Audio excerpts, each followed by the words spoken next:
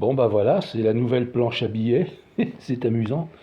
Il y a un moucheron qui s'est posé sur ma petite planche. Bon, au total, il y a à peu près 2000 exemplaires qui ont été découpés, voilà, sur 200 pages hein, à peu près. Donc c'est assez explicite, hein, n'est-ce pas? C'est beaucoup plus détaillé que l'autre, hein. Donc bah, j'ai semé la terreur déjà à Ivry avec tout ça. Paris, n'en parlons pas, hein. Du côté du jardin du Luxembourg, maintenant c'est devenu très calme maintenant. Très calme hein, du côté de la Sorbonne, j'espère que ça va rester toujours aussi calme. Donc voilà le petit paquet qui est là, hein, ça y est, hein, prédécoupé, hein, dans ma petite chambre, dans mon petit squat, hein, c'est bien installé, hein. Et ma petite pochette bleue qu'on voit ici qui sert finalement à stocker mes petites cartes de visite sur papier bien ordinaire, du 80 grammes, hein. Et bon, bah, j'en ai pour un petit moment, hein, et donc, bon, bah, voilà. Certains auront la surprise de voir ce truc bricolé à l'emporte-pièce, hein.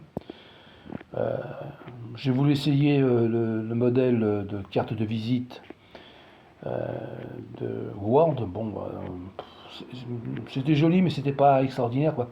Ça tenait pas, c'était pas en équilibre. Le logiciel Publisher, avec lequel j'ai l'habitude de travailler depuis des années, depuis une vingtaine d'années même, n'était pas disponible sur les bécanes du taxiphone dans lequel j'étais. Et bon, bah, j'ai essayé de l'installer, d'installer une version, mais bon, il fallait que je mette les coordonnées, enfin les chiffres de ma carte bancaire, et j'ai pas voulu, hein, bien entendu. Voilà. C'était quelque chose comme, je sais plus, une centaine d'euros par mois, vous vous rendez compte? Donc j'étais taxé comme une entreprise, alors que le logiciel en question, justement de Publisher, bon, il coûte pas aussi cher que ça, mais enfin bon, faut les avoir, quoi. Ouais. Et donc depuis que j'ai été expulsé, bon bah évidemment, tout est parti à la poubelle. Il faut savoir, ils se sont pas gênés, hein. J'ai perdu pas mal de trucs, de bidules et de machins qui m'étaient bien utiles. Donc voilà, alors bon, bah, rien n'est truqué, hein, c'est du réel, hein. Il y a vraiment de l'info hein, qui tombe sans arrêt, hein. Et bon, il y a des petits télégrammes de c'est pas Radio France, mais c'est France Info, hein, c'est ça, ouais, France Info qui tombe.